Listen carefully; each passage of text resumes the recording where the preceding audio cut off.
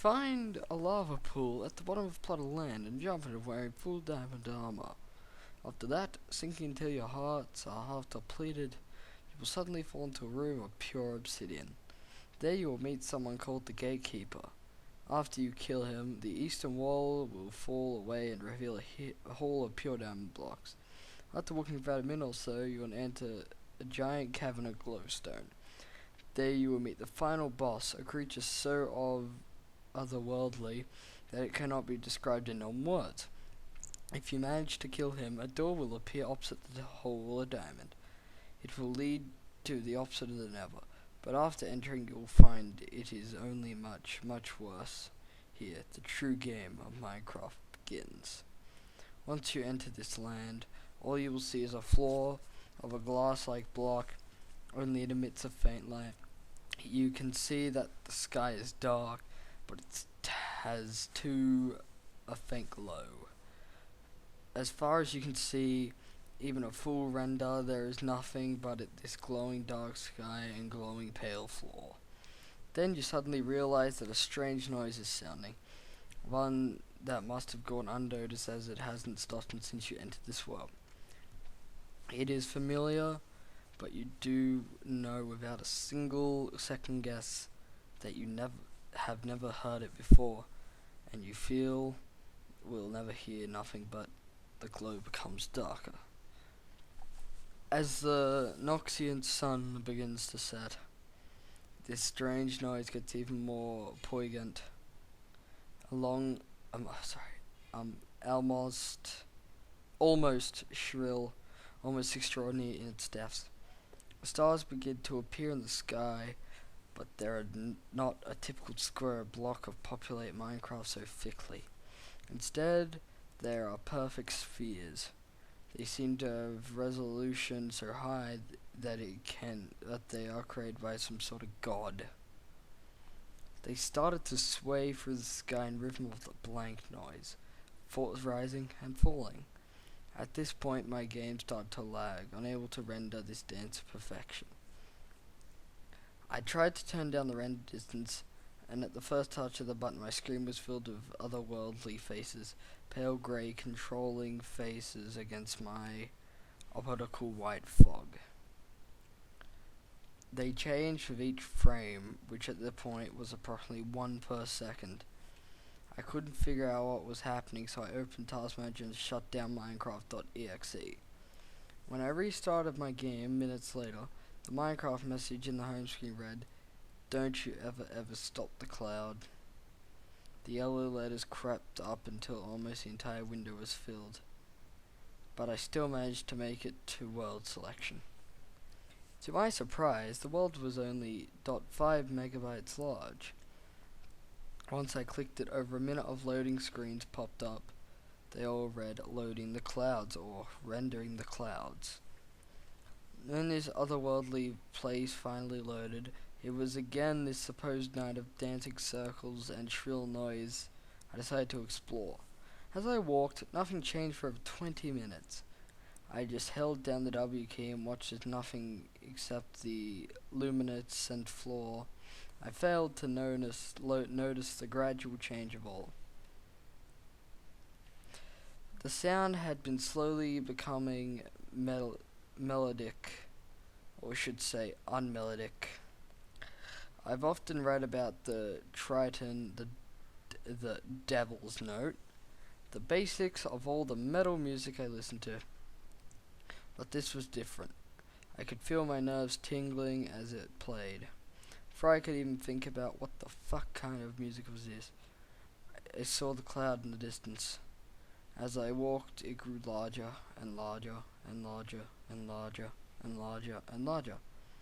Remembering that this wall of cloud was what had frozen my game before, I accept the same strangely detailed grinning faces that had covered my screen, but once I was up against it, all I saw was the same block formation that Notch called faces.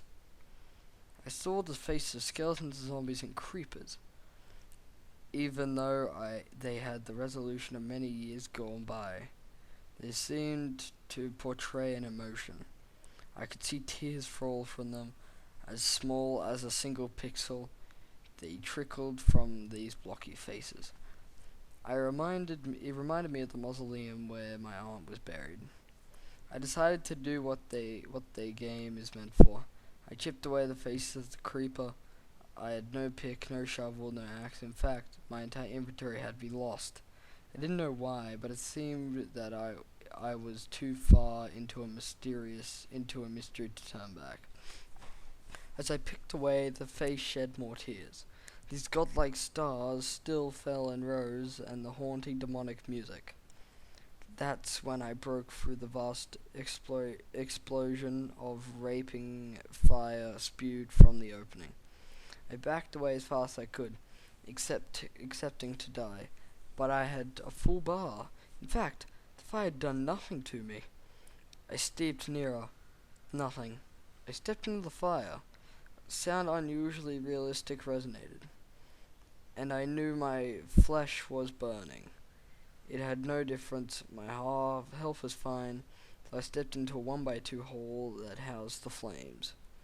I walked down this hole, only seeing the flames and hearing the sound of the flesh burning. Then a voice arose. It was deep.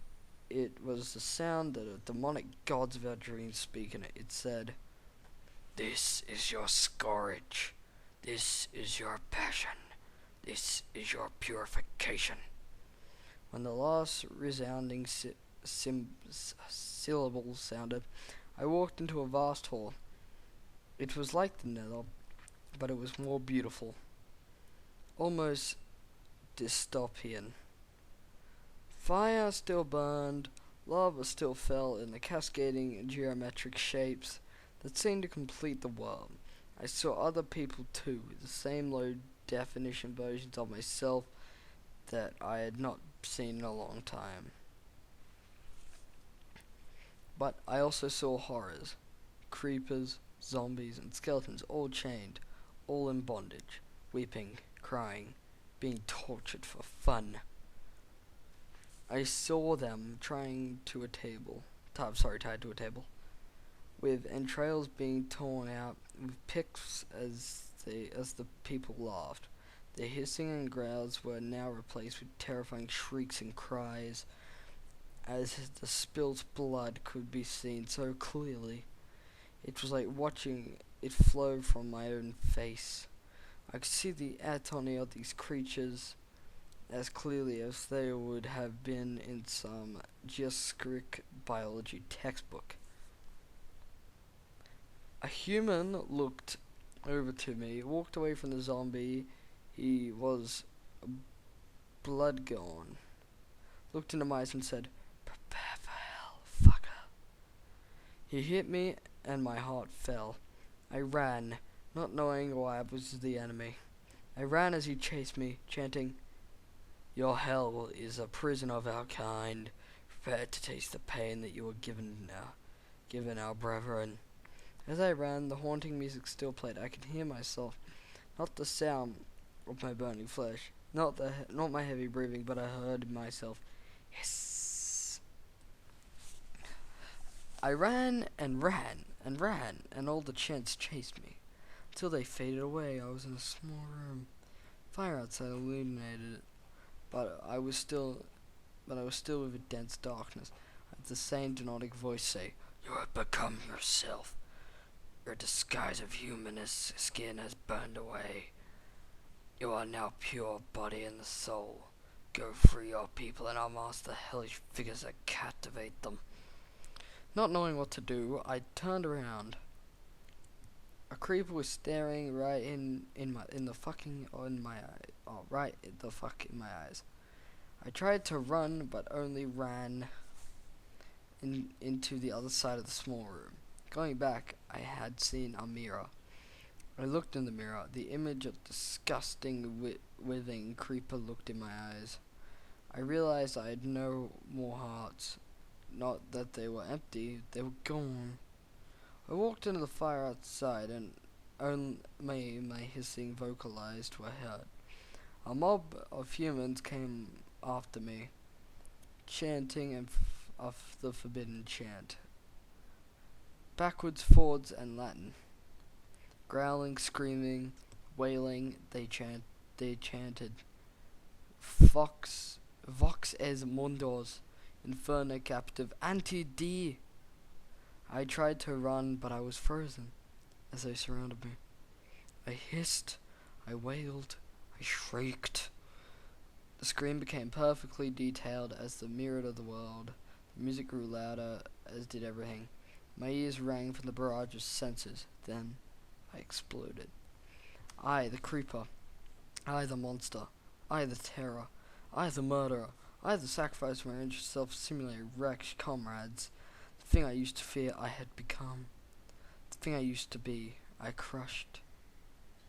I had become the savior of a deadly walking terrors and plagued the world, my world, the hell of my former kind, the earth, the captivating prison that entertains us with this seemingly endless landscape. Released from the hell, I finally reached my true form, the monster, the thing that chases the prisoners from their gilded cell, the savior. The screen was black. All I heard was the hissing growling of the terrors. I understood what they said. They worshipped me. The sound continued. It grew louder until my speaker buzzed in, my ears rang. I tried to turn up, but nothing happened. I cowered. I cried. I fell in the corner. All I could do was contemplate what this meant. I felt as if I was the one who was trapped in the earthly cage. I thought about suicide, fighting this other world of terrors, but it quickly passed. I gathered myself, touched the computer, and continued with my life. The hissing and shrieking still sounding. Even as I write this, I feel my praise, coming from our gross speak dungeon masters.